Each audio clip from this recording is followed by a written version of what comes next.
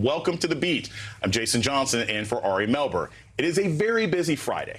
I'll speak to a former CDC expert who resigned over RFK Jr. and a former Army secretary condemning Trump's abuse of power. But first, major losses for Trump's aggressive immigration agenda.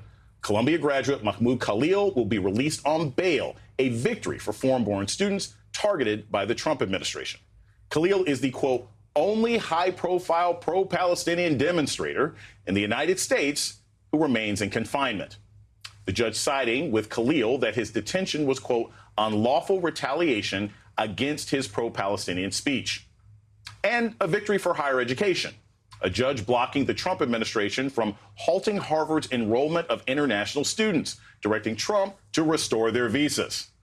But Trump's authoritarian goals did move forward thanks to some court rulings. An appeals court siding with Trump, blocking California Governor Gavin Newsom's effort to reclaim control of the National Guard in Los Angeles, indefinitely setting aside a lower court ruling that called Trump's moves illegal. That same judge holding a brief hearing today, putting off any additional rulings for now, but instead made clear he believes he maintains jurisdiction to rule whether troops are violating an act prohibiting them from conducting civilian law enforcement, asking both parties to weigh in by Monday. Meanwhile, the Trump administration doubling down on deportations and kidnappings. This scene captured by a bystander outside a Home Depot in Los Angeles of armed ICE agents detaining workers. And agents spotted outside of Dodger Stadium. Team officials saying they barred them from entering, although DHS claims their presence was, quote, unrelated to any operation or enforcement. Trump's border czar, Tom Homan, confirming ICE raids will continue on farms, job sites, and hotels, but still prioritizing criminals. We continue operations on farms and hotels. However, we do it in a prioritized manner. When it comes to hotels and worksite enforcement operations, we prioritize them and put the criminal operations first. So they're not off the table, especially when it comes to a criminal investigation. So just so we're clear, this is contrary to what Trump promised just last week, that changes were coming to raids on those industries, which the American Farm Bureau Federation warned could disrupt the food supply chain in the United States. But this is affecting all industries. Bloomberg reporting, quote, employees terrified of ICE raids are failing to show up at work across the United States. Joining me now to discuss is Juanita Tolliver, MSNBC political analyst, and Emily Bazelon, staff writer at the New York Times. Emily, we will start with you because you are not here in Washington, D.C. I want to start with this because I actually think this is super important. Courts have just ruled Trump can no longer get away with blocking international students getting into Harvard.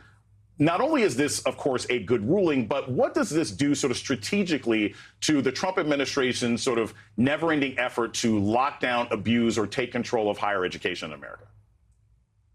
Well, I think it's really important for Harvard because there are so many international students who attend, and they're an important source of revenue for the school. And so what the judge is saying here is that Trump can't retaliate against Harvard in this blanket way by just abruptly canceling its access to the student visa program. It has to go through some sort of review process.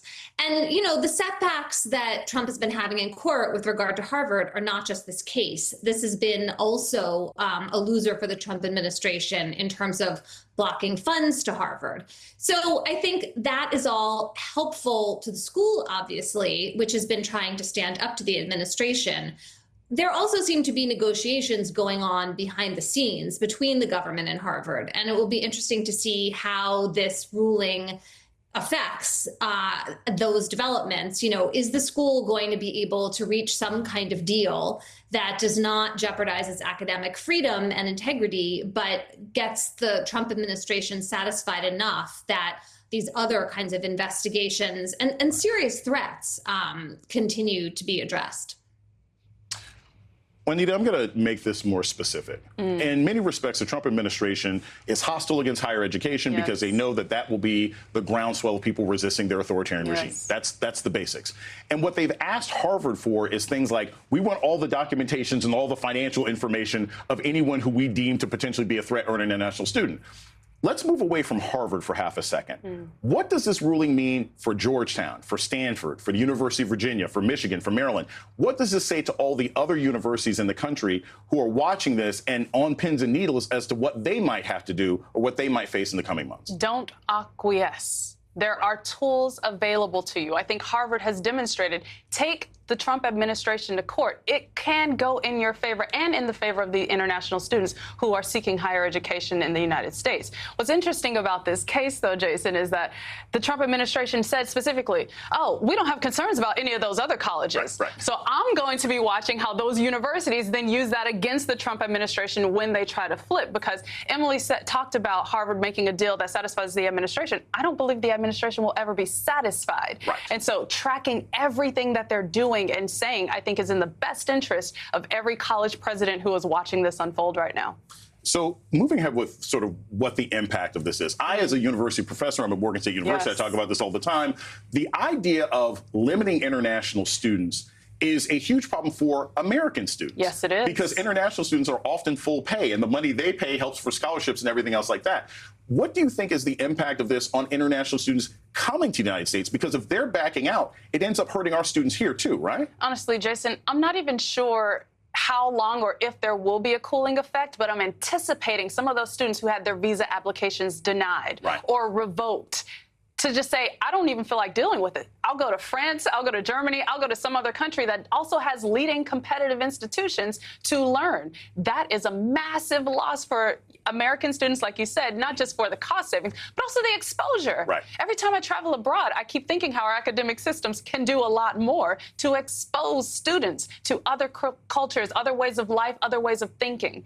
And that's going to be a major loss. But I do think international students are going to be taking a hard look at this and say, okay, that's the ruling today. I know all about appeals courts. Right. What's it going to be next year when I'm a junior, or next year when I'm starting my PhD, which takes years and years of time, like, as you know, Dr. Jason Johnson. Emily, following up with this, because this is one of the things that I've seen as one of the long-term dangers. Yes, it's the attack on academic institutions. Yes, it's a financial impact, but it also has an impact on American soft power, right? There are leaders from all over the world who've gotten part of their education in America, right? Financial advisors in France and Germany and Australia and everywhere else like that. You know, it's why you have so many world leaders who speak English well. What could be the impact down the road if there's a cooling effect, if people are concerned about attending higher education in America? 10 years from now, aren't those the people we're going to have to negotiate with when, as a nation, we're talking to leaders in other countries? Yes, that is a distinct possibility. You know, higher education in the United States has been just a huge asset, public very much as well as private universities. We've attracted lots of people to this country. These schools do, you know, world-class, most advanced research. And so especially when you're talking about science as well as political leadership, as you were just mentioning, Jason, there is just a long way to fall here. And it would be a huge own goal for the United States to give up all of that accomplishment and achievement, or even really just to threaten it in any way. Because I think, as you're both doing a really good job of explaining, once you undermine people's confidence in the whole system, it is a multi-year process getting an education. And so, you know, there are a lot of dominoes that could fall here. I want to go with the same idea of this economic fallout. So right here we have a story out of Bloomberg.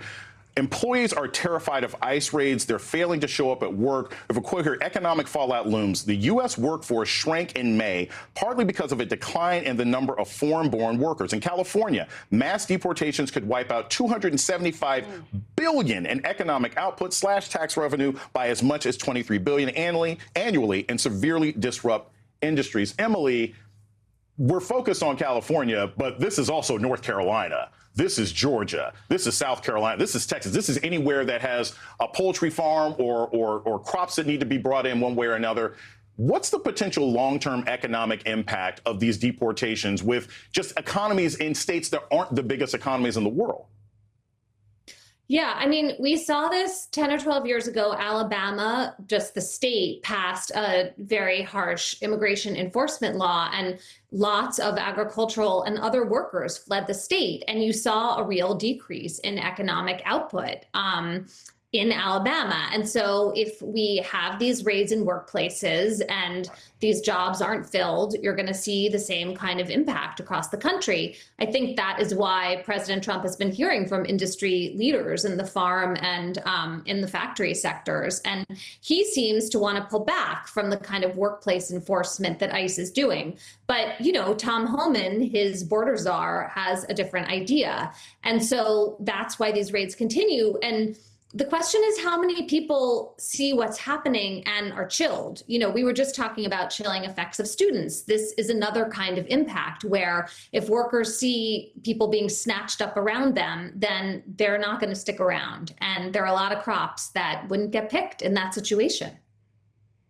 Juanita, really quickly, I've seen this impact. I've heard people talk about food trucks not being there, services not being available. Who's running this clown car? Because you got Donald Trump saying, well, we're going to change this, and Tom Homan is saying, we're going to step up these raids. Just very quickly, is anyone actually in charge of these raids, or are this just going to continue the way it is? Honestly, I feel like the ICE agents, the ones doing the administration's bidding, are dictating how this goes. And honestly, Jason, I appreciate us discussing the economic impact, but I also want to remind people these are human beings who have the right to seek asylum, or some of them having their cases dismissed as they go through the approval process to stay in this country legally. And so I think getting back to the humanity of the situation is also a critical part of the conversation.